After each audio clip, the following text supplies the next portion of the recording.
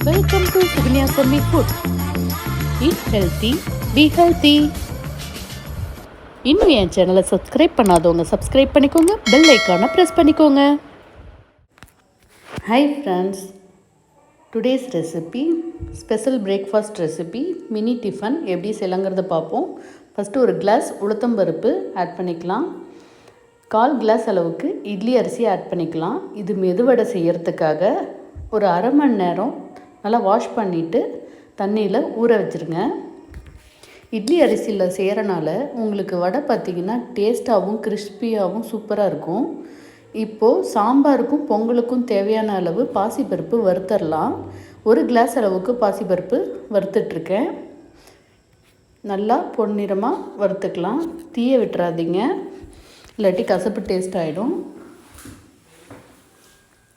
நல்லா வறுத்துட்டா நம்மளுக்கு அந்த குழம்போ வளவளப்பு இல்லாமல் வாசனையாகவும் ருசியாகவும் இருக்கும். நல்லா வறுத்துக்கோங்க. வறுத்தாச்சு.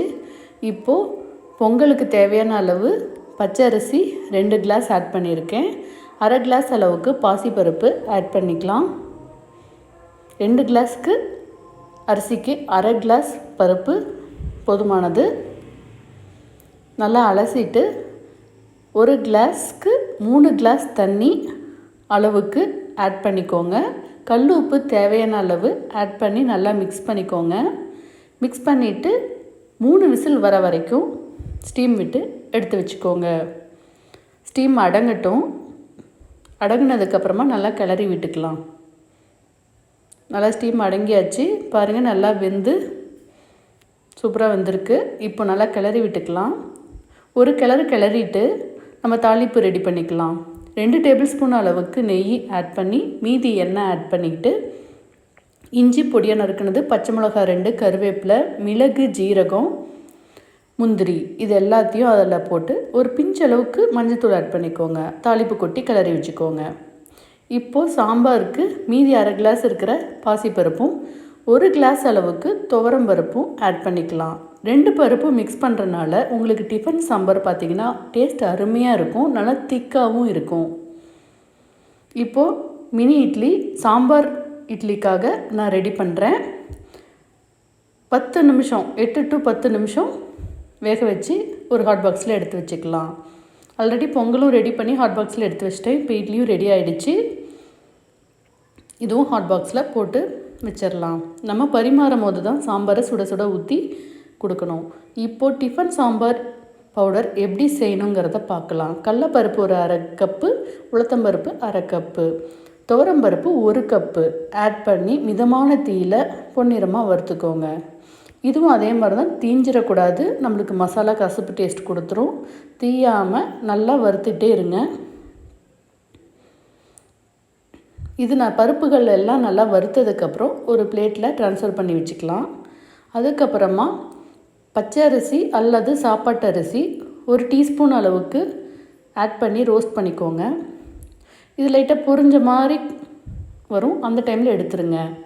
வரமிளகாய் ஒரு 10, தனியா 1 கப் அளவுக்கு, பெருங்காயம் 1 டேபிள் ஸ்பூனு, கருவேப்பிலை 1 கொத்து, மிளகு, ஜீரகம் எல்லாம் ஒவ்வொரு டீஸ்பூனு, வெந்தயம் மட்டும் ஒரு 1/4 டீஸ்பூன் எல்லாத்தையும் ஆட் பண்ணி வறுத்துக்கோங்க. ட்ரையாக தான் எல்லாமே வறுக்கணும். இது சூடு ஏறுற பதம் இருந்தால் போதும். ஏன்னா ரொம்ப நேரம் வறுக்கக்கூடாது. இதையும் அதோட கொட்டி ஆட் பண்ணிக்கோங்க. இப்போது துருவின தேங்காய் ஒரு 1/4 கப் அளவுக்கு ஆட் பண்ணிக்கலாம். நல்லா அந்த தேங்காயோட ஈரப்பதம் ட்ரை ஆகணும். நல்லா ட்ரை ஆகிட்டு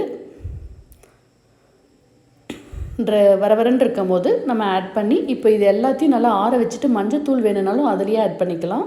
நல்லா பவுடராக அரைச்சி வச்சுக்கோங்க. இப்போ பூசணிக்காய், சின்ன வெங்காயம், தக்காளி, கருவேப்பிலை, பச்சை மிளகா, கொத்தமல்லி, மஞ்சப்பொடி, பூண்டு ஒரு 5-6 பல் சாம்பாருக்கு ரெடியாக கட் பண்ணி வச்சுருக்கோம்.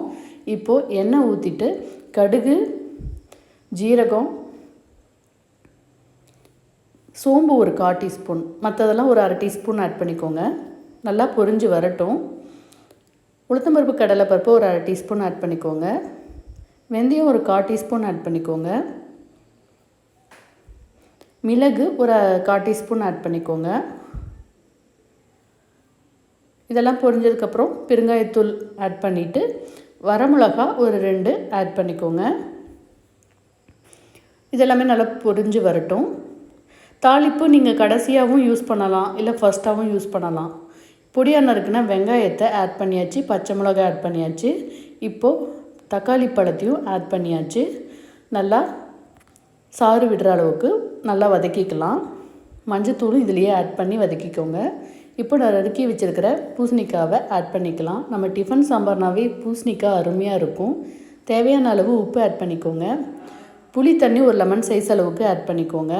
பொடி வறுத்து அரைச்சி வச்சுருக்கோம் இல்லையா, அது ஒரு 2 டேபிள் ஸ்பூன் ஆட் பண்ணிக்கோங்க.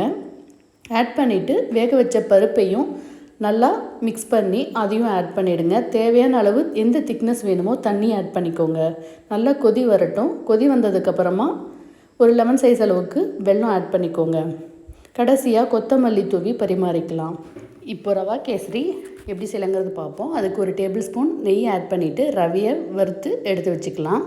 தேவையான அளவு தண்ணி ஆட் பண்ணி நல்லா கொதி விட்டுக்கலாம். 1க்கு 3 பங்கு தண்ணி ஆட் பண்ணி கொதி விட்டதுக்கப்புறமா ரவையை ஆட் பண்ணி சிம்மில் வேக வச்சு எடுத்து வச்சுக்கோங்க. அதில் சர்க்கரையை 1/2 கப் அளவுக்கு சர்க்கரை ஆட் பண்ணிக்கலாம். 1 கப்புக்கு 1/2 கப் சர்க்கரை. கலர் பவுடர் உங்களுக்கு என்ன கலர் வேணுமோ ஆட் பண்ணிக்கோங்க. இப்போ நெய்யில் பார்த்திங்கன்னா ஒரு 2 குழிக்கரண்டி அளவுக்கு நெய் ஆட் பண்ணி அதில் முந்திரி, திராட்சை, ஏலக்காய் பொடி எல்லாத்தையும் நல்லா வறுத்துக்கலாம். நல்லா பொன்னிறமாக வறுத்ததுக்கப்புறமா கேசரியில் ஆட் பண்ணி நல்லா மிக்ஸ் பண்ணி அதையும் ஒரு ஹாட் பாக்ஸில் எடுத்து வச்சுக்கலாம். இப்போது மெதுவடைக்கு மாவு அரைச்சி வச்சுருக்கோம் இல்லையா, அதில் பொடியாக நறுக்கின வெங்காயம் 1, கருவேப்பிலை, கொத்தமல்லி பொடியாக நறுக்கினது, பச்சை மிளகாய் ஒரு 3 பொடியாக நறுக்கினது, ஜீரகம் ஒரு 1/2 டீஸ்பூன் அளவுக்கு, உப்பு தேவையான அளவு, மிளகு பார்த்திங்கன்னா நல்லா க்ரஷ்னால் பவுடர் ஆக்கக்கூடாது, நல்லா இடித்து 1 1/2 இருக்கிற மாதிரி இடித்து ஆட் பண்ணிக்கோங்க. இது எல்லாத்தையும் நல்லா மிக்ஸ் பண்ணிவிட்டு பொரிக்கிறதுக்கு எண்ணெயை கடாயில் ஆட் பண்ணி நல்லா வடை பொரித்து எடுத்துக்கோங்க. இந்த வடை பார்த்திங்கன்னா ப்ளைனாக சாப்பிட்றதுக்கும் நல்லாயிருக்கும். சாம்பார் வடையாகவும் செய்யலாம், தயிர் வடையாகவும் செய்யலாம். இன்றைக்கான ரெசிபி அருமையாக ரெடி ஆகிடுச்சு. நல்லா ஹோட்டல் ஸ்டைலில் பிளேட்டிங் பண்ணிங்கன்னா பசங்களும் சரி வீட்லேயும் சரி விரும்பி சாப்பிடுவாங்க. நம்ம நார்மலாக தட்டில் வச்சு சாப்பிட்றதோடு இது மாதிரி பிளேட்டிங் பண்ணும்போது ஒரு ஹோட்டலில் சாப்பிட்ற மாதிரி உட்காந்து சாப்பிடுவாங்க. Mini idli, Pongal, coconut chutney, tiffin sambar, kesari, medu vada எல்லாமே ரெடி ஆகிடுச்சு. நீங்களும் செஞ்சு பார்த்து ஃபீட்பேக் சொல்லுங்கள். இதே மாதிரி குயிக்காக செய்கிற மினி டிஃபன் இன்னும் டிஃப்ரெண்ட் வெரைட்டிஸில் உங்களுக்கு வீடியோவாக நான் போடுறேன். தேங்க்ஸ் ஃபார் வாட்சிங்.